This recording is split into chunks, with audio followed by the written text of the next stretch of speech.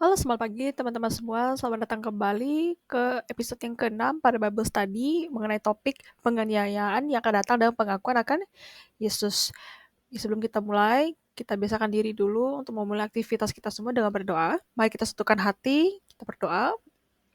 Ya Tuhan Yesus, terima kasih atas anugerah-Mu, terima kasih atas kebaikan-Mu, terima kasih atas kemurahan-Mu, sehingga kami semua dapat berada di sini karena semua anugerah-Mu ya Tuhan. Kami pada pagi hari ini akan memulai aktivitas kami. Berkatilah kami semua, ya Bapak, dimanapun kami berada. Dan di sini kami semua yang antusias untuk mencari Engkau, meresponi firman Engkau. Kami ingin mempelajari lebih dalam lagi mengenai firman-firman Engkau, supaya kami dapat tumbuh menjadi umat Kristiani yang berkenan untuk di hati Engkau ya Bapak, supaya kami dapat memperdalam lagi hubungan kita ya Tuhan, supaya kita juga dapat membangun um, suara Allah di dalam diri kita, dapat membangun hubungan kita melalui roh Allah. Kami siap untuk mendengar firman Tuhan, hanya dalam nama-Mu kami telah berdoa dan mengucap syukur, haleluya, amin. Oke, kita seperti biasa, sebelum kita mulai, kita akan kilas balik sedikit dari episode pertama ya. Jadi episode pertama kita berbicara tentang domba di tengah-tengah serigala, yaitu domba kita berada di dunia yang jahat ini, dunia yang berada di kuasa si jahat, dan domba itu kita sebagai manusia yang lemah. Ya, di episode kedua kita diajak untuk berwaspada terhadap antikristus. Ya, dan episode ketiga lanjutan dari antikristus itu, yaitu kita dapat pencobaan dari dunia dan terutama dari antikristus ini. Dan episode yang keempat di mana kita diajak untuk mensikapi masalah-masalah kita dan mendengar suara Allah supaya kita dituntun kepada kebenaran. Ya, pada episode yang kelima, lanjutan sedikit, yaitu roh Allah yang bekerja, ya, dan pengurapan kita sebagai anak-anak Allah, dan kita sudah tahu kebenaran ya, sejak awal mulanya. Ya, dan kemarin di minggu lalu saya juga ada cerita sedikit tentang masalah hidup saya yang saya alami, ya, bukan yang sangat recent, tapi saya mau lanjut lagi sedikit sebelum kita mulai masuk ke episode yang ke-6, ya, atau mungkin saya baca dulu supaya nanti saya lanjut lagi. Jadi teman-teman yang belum mengerti apa yang saya katakan, cerita apa, boleh balik ke episode yang kelima. Ya, di minggu lalu saya katakan bahwa, jadi secara singkat, ya, itu saya ada masalah di dalam pekerjaan saya, begitu ya. Tapi sebelum kita mulai, seperti biasa topik ini itu diambil dari Matius bab 10 ayat 16 sampai 33, dan hari ini kita lanjut ke ayat 22. Kita baca bersama-sama, ya. Dan kamu akan dibenci semua orang oleh karena namaku, tetapi orang yang bertahan sampai pada kesudahannya akan selamat. Ya, jadi judulnya adalah yang bertahan akan selamat. Ya, oke. Jadi saya jelaskan dulu sedikit sebelum saya lanjut lagi cerita saya, ya. Jadi banyak yang diantara kita, ya, yang pada saat kita meresponi firman Tuhan, saat kita mendapat panggilan, kita pasti mau laksanakan misi kita, ya. Kita memberitakan kebenaran Allah, ya. Pada saat kita memberitakan itu pasti kita dicobai dan penuh akan risiko, sama seperti Yesus sendiri, ya. Kadang dia benci, kadang bahkan sampai Yesus pun dihukum hukuman mati, ya, dijatuhi hukuman mati. Jadi kadang-kala kita dibenci karena mungkin menyatakan kebenaran itu bisa menusuk hati, ya, demi kebaikan orang, ya, atau orang berpikir apa yang kita sampaikan, apa yang kita katakan yang menurut kita benar karena itu menurut firman Tuhan, itu tidak sesuai dengan pola pikir mereka yang tidak mengenal Allah, ya, yaitu anti Kristus. Tapi di atas semua risiko itu, kita harus tetap berani menyatakan kebenaran dan memberikan kesaksian atas firman Allah. Jadi karena kita diajak untuk bertahan, kita diajak untuk tidak takut, ya, sudah disampaikan lagi minggu lalu, 2 minggu lalu di episode yang keempat ayat 19 itu, janganlah kamu khawatir. Jadi kita dikatakan jangan kita khawatir, ya. Dan sebelumnya juga pernah dikatakan, untuk ayat-ayat kedepannya juga ada banyak lagi peringatan untuk kita bisa bertahan dalam keselamatan.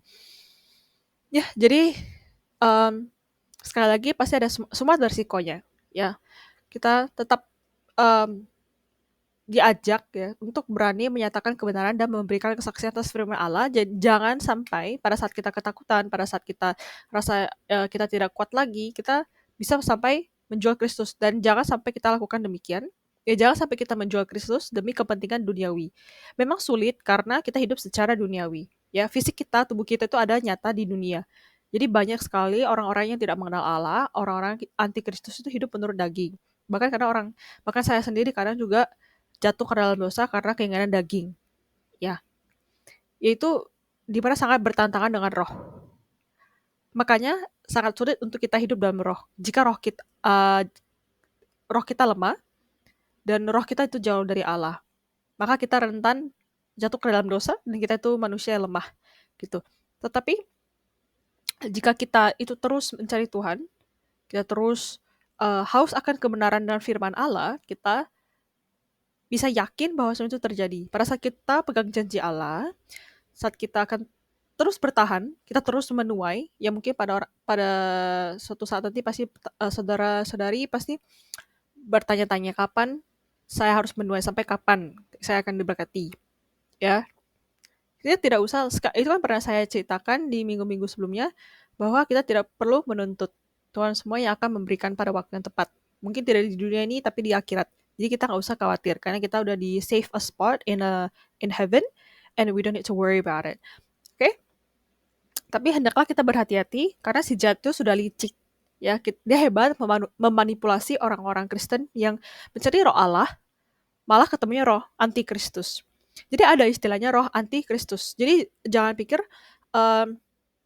semua roh itu adalah roh Allah.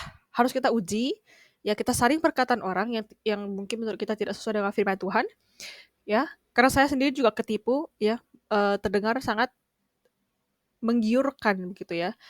Saya sendiri juga bukan orang yang tahu penuh firman Allah. Saya sedang masih belajar, sama seperti kita semua yang berada di sini, yang nonton.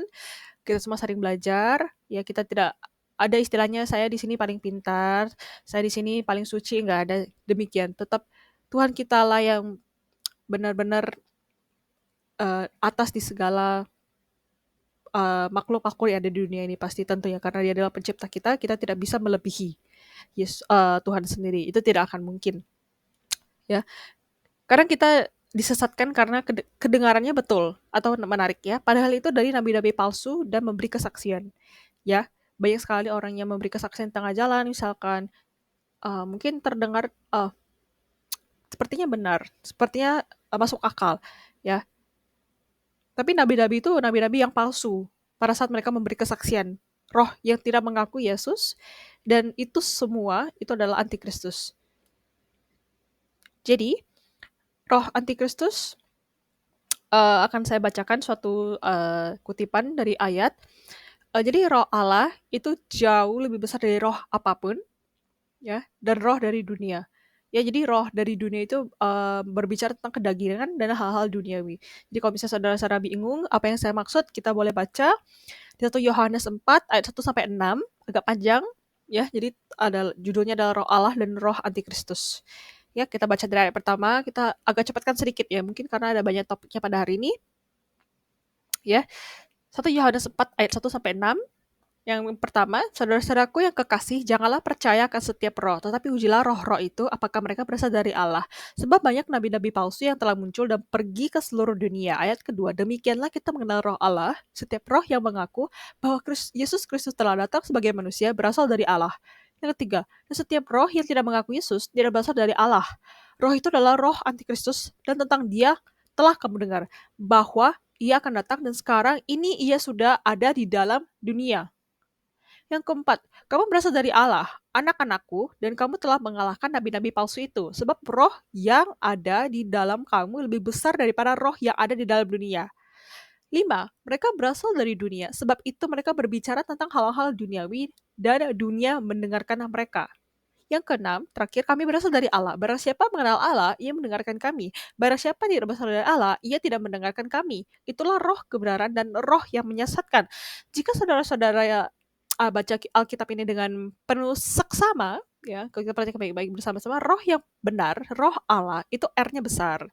Dan roh ya bukan dari Allah, roh duniawi, roh antikristus itu R-nya kecil. Roh yang menyesatkan. Sangat banyak contoh di 1-6 ini ya, bab 4 ayat 1-6 itu banyak sekali contoh ya di Alkitab, dari halaman pertama sampai terakhir pasti semua ada contohnya.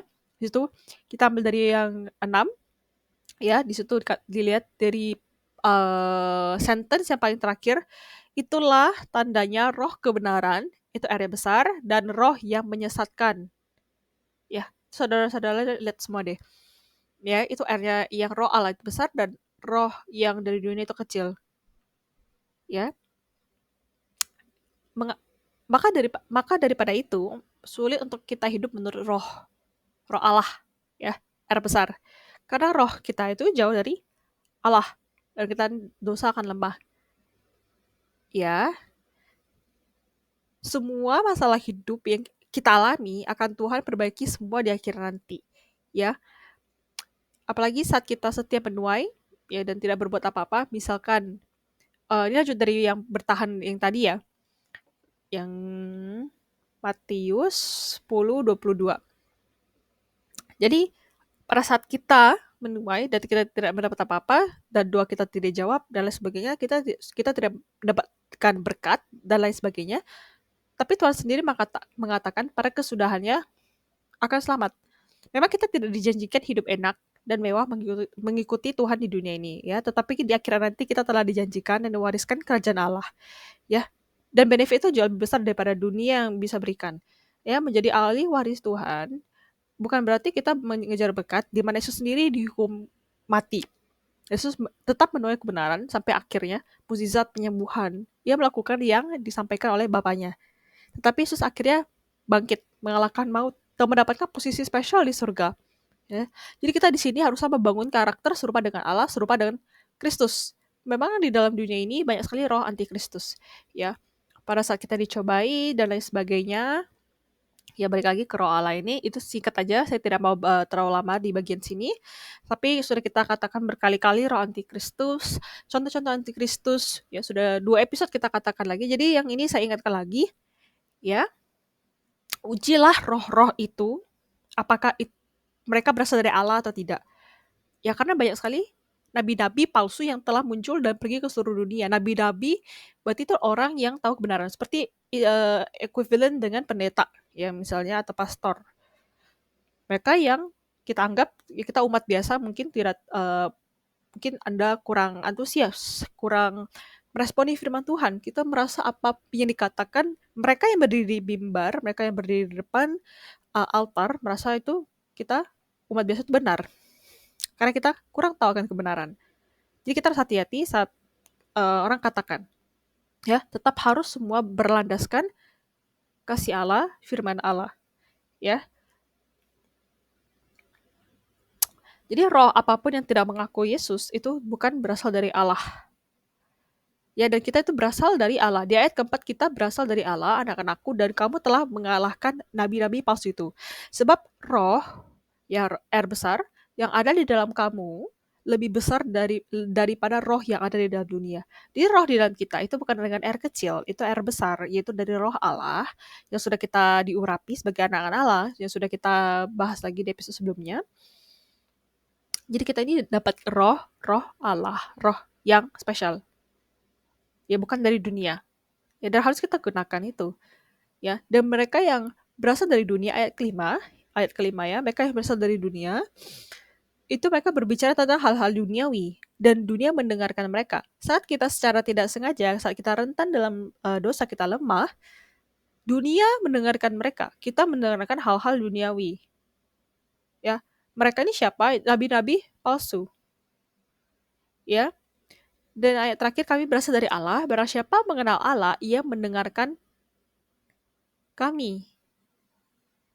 Ya, ia itu adalah orang-orang yang kita beritakan kebenaran itu kepada audiens kita, ya, pada kami. Barang siapa tidak berasal dari Allah, ia tidak mendengarkan kami. Itu adalah tandanya roh kebenaran dan roh menyesatkan. Ya. Jadi dikatakan pada saat kita memberitakan kebenaran, pada saat kita melakukan kebenaran, memberi kesaksian tentang firman Tuhan, ya, kalau mereka dengarkan, mereka responi, maka mereka berasal dari Allah. Tapi kalian kalau tidak meresponi atau mendengarkan firman Tuhan, maka kalian tidak berasal dari Allah meskipun kalian secara KTP, secara identitas kalian Kristen atau Katolik. Ya. Jadi bedakan roh kebenaran dan roh menyesatkan. Kita semua punya roh, semua pasti tentu punya roh. Tapi roh mana yang kalian mau tanam di dalam diri kalian? Air besar atau air kecil? Ya, begitu. Kita lanjut sedikit dengan 1 Yohanes 2 ayat 28 sampai 29 yaitu anak-anak Allah. Sekali lagi kita baca bersama-sama 28, maka sekarang anak-anakku tinggallah di dalam Kristus supaya apabila ia menyatakan dirinya kita beroleh keberanian percaya dan tidak usah malu terhadap dia pada hari kedatangannya. Yang terakhir 29, jikalau kamu tahu bahwa ia adalah benar, kamu harus tahu juga bahwa setiap orang yang berbuat kebenaran lahir daripadanya. Ya, ini udah sekian kalinya Tuhan terus mengingatkan kita untuk tinggal di dalam Dia. Ya, dari episode awal sampai akhir kita selalu diingatkan untuk terus tinggal bersama Dia, bertahan hidup dalam kebenaran supaya kita akan selamat di akhirnya nanti. Ya, bukankah kita sudah diurapi oleh Allah? Berarti ada Kristus dong di dalam kita, ada Roh Allah di dalam kita. Ya, memang ada, memang kita ada diurapi, ya kita memang anak-anak Allah semuanya. Tapi apakah berfungsi dengan semestinya? Apakah kita pernah sekali melaksanakan perintahnya dengan sungguh-sungguh. Ya, memang kadang suka error gitu ya. Kadang pada saat kita berfungsi itu kadang suka error-error sedikit. Karena memang saya seperti itu juga gitu ya. Bukan cuma saudara-saudara saja. Kita semua manusia, kita bisa jatuh dalam dosa, wajar. Tapi bukan saya encourage kalian semua untuk melakukan dosa, bukan saya allow you guys to jatuh dalam dosa. Gak apa-apa jatuh dalam dosa. Tapi saat kita cepat-cepat mengakuinya, maka Tuhan akan langsung mengampuni kita. Tapi jangan kamu meresponi pada dosa, ya. Jadi saat kita tinggal di dalam Dia, saat kita tinggal bersama dengan Kristus, artinya kita meresponi firman-Nya. Karena pada awal mulanya Roh Allah berada dalam diri kita sejak kita diurapi. Tapi kita belum balas urapan tersebut. Maka kita juga harus meresponi firman Allah. Supaya apa? Supaya kita memperoleh keberanian percaya dan tidak malu pada saat Kristus datang ke dunia untuk kedua kalinya. Ya, sudah dikatakan dunia ini waktu kita di dunia ini sangat singkat dan kita tidak tahu kapan, kita nggak bisa prediksi karena hanya Tuhan yang tahu. Tapi kita tahu bahwa akan datang lagi Kristus untuk ke dunia untuk kedua kalinya. Jadi kita harus tinggal dalam Kristus, bertahan. Memang penuh resiko, kita nggak enak sekali, tapi saat kita tinggal bersama Dia, saat kita ubah hidup kita, ubah karakter kita, ubah hati kita, meresponi firman Tuhan, kita beroleh keberanian percaya. Percaya dengan sungguh, bukan percaya, oh saya percaya. Tapi percaya dengan sepenuh hati, mengasihinya sepenuh hati. Dan supaya kita tidak malu terhadap Dia pada hari kedatangannya. Ya, jadi kita diajak untuk selalu siap, berwaspadalah untuk menyambut kedatangan Dia. Supaya kita selalu siap. Ya, biar pada saat di akhir nanti, pada kita di sidang nanti kita nggak malu, melainkan berani dan percaya. Ya, kita tahu tentang kebenaran, kita tahu tentang kasih Allah, kita tahu perintahnya, tetapi action kita itu nggak ada. Ya, maka sia-sialah korban Kristus untuk menebus dosa kita sampai wafat di kayu salib.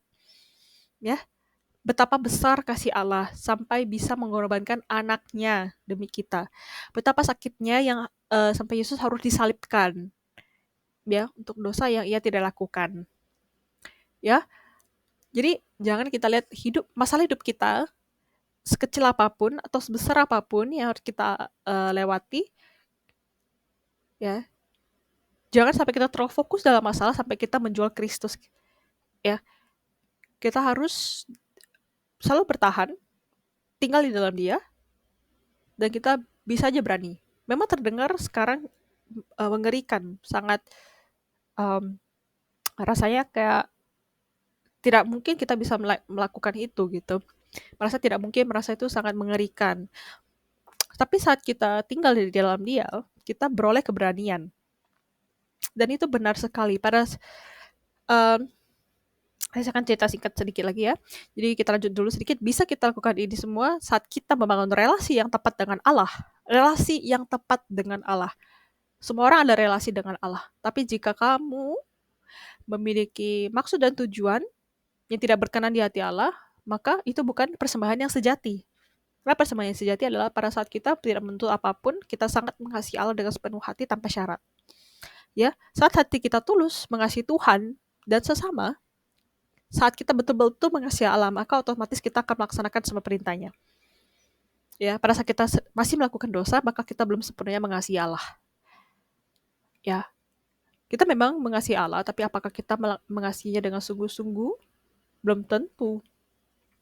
Ya, selagi kita bisa mengasihi Allah, maka kita bisa memperoleh keberanian untuk percaya. Oh ya, jadi saya sedikit bercerita tentang yang sebelumnya itu. Jadi saya ada update sedikit. Jadi minggu lalu saya katakan saya ada masalah, dan masalahnya itu sedikit demi sedikit sedang sangat mengefek jam kerja saya. Jadi gaji saya tentu berkurang. Dan saya di luar negeri ya. Saya pada cerita saya di luar negeri, saya harus sewa kamar, dan itu nggak murah. Biaya hidup nggak murah. Dan gaji saya nggak besar. Jadi tiap bulan tuh bukan nambah gitu, bukan nambahnya sedikit ya. Misalnya tambah, misalnya sehari tambah sekian, nggak ada. Makin tiap minggu itu makin sedikit. Dibilang shopping, nggak shopping juga. Udah hemat. Ya, tapi hematnya bukan berarti sampai nggak makan. Tetap harus makan. Bingung nggak? Pas dulu takut banget. Pas dulu selalu berpikir, aduh kenapa sih saya makin kerja tuh makin gak ada duit. Kenapa sih masih aja tetap miskin gitu. Selalu menyalahkan keadaan, situasi sekitar. Di saat diubah hatinya, ya udahlah. Dan akhirnya sebenarnya hari ini tidak berakhir dengan baik gitu ya, karena sampai saya jadi 2 minggu lagi saya nggak dikasih kerjaan sama sekali dari bos. Jadi zero working hours. Jadi nggak kerja sama sekali. Jadi maksudnya nggak ada income, dan rent tetap jalan. Apakah saya takut? Apakah saya menjadi benci dengan Tuhan? Apakah saya membalikkan diri kepada Tuhan? Nggak. Semakin ada masalah, semakin saya di sini berbicara dengan kalian semua. Karena saya tidak takut. Ya, jadi kalau misalnya teman-teman masih ingat cerita sebelumnya, saya tuh sepertinya kayak difitnah. Jadi saya membawa beban dosa-dosa pada member-member saya, karena saya supervisor kan. Jadi mereka juga ada salah. Supervisor, jadi supervisornya nggak mungkin cuma satu, supervisor yang lain juga salah. Tapi semua dosa saya yang tanggung. Istilahnya saya yang bawa dosanya ini. Saya jadi keingat tadi pagi, oh ini kan apa yang terjadi dengan Yesus sendiri. Yesus sendiri gak berdosa, tapi Yesus disalibkan sampai mati dan wafat di kayu salib. Jadi saya pikir, ini gak ada masalah. Ini masalah yang saya alami ini tidak ada apa-apanya di mata Yesus. Tidak ada sama sekali pun masalah saya ini besar di mata Allah. Kecil masalah ini. Jadi saya merasa masalahnya juga kecil. Meskipun kalau kita lihat dari kacamata dunia, kacamata kita itu mengerikan. Karena kita kenapa? Gak ada duit, gak ada income, tapi rentnya keluar. Bagaimana caranya? Yang sementara saya gak ada income untuk sementara. Jadi memang mengerikan banget ya. Tapi bisa kita semua laluinya dengan kasih Allah. Ya, bukan saya di sini saya memberi kesaksian yang baik-baik saja, yang menarik saudara datang pada Tuhan bukan karena ada mukjizat dan lain sebagainya.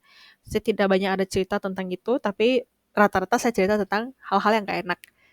Ya, karena semua misi-misi yang harus kita lakukan untuk membawa kebenaran itu pasti ada resiko. Jadi, ya, tapi saya ada juga kesaksian lain di mana saya juga diberkati oleh Tuhan, mendapat jalan hidup yang istilahnya di-upgrade sebenarnya. Tapi untuk masalah ini sebenarnya downgrade banget. Ya, jadi ada banyak cerita yang dalam aspek yang pekerjaan ini memang sangat down. Tapi ya sudah. Terus mau gimana? Ya. Ya, itulah ada risiko. Semuanya ada risikonya ya. Jadi kalau misalnya kalian tanya, oh dari minggu lalu bagaimana ceritanya? Oh semakin memburuk dong. Kemarin tuh sedikit-sedikit ditegur, ya. Terus lama kelamaan jam kerja dikurangin. 2 minggu lagi udah gak ada dapat kerjaan gitu. Jadi ya gak apa-apa gitu. Karena bukan mau nyari duit. Ya, duit pasti ada, cuman ya miskin lah ya. Miskin di dunia tapi kaya di surga nanti. Jadi nggak usah terlalu menuntut sampai menyalahkan keadaan, nggak usah terus menyalahkan keadaan. Terima dan bersyukur apa yang kita semua miliki.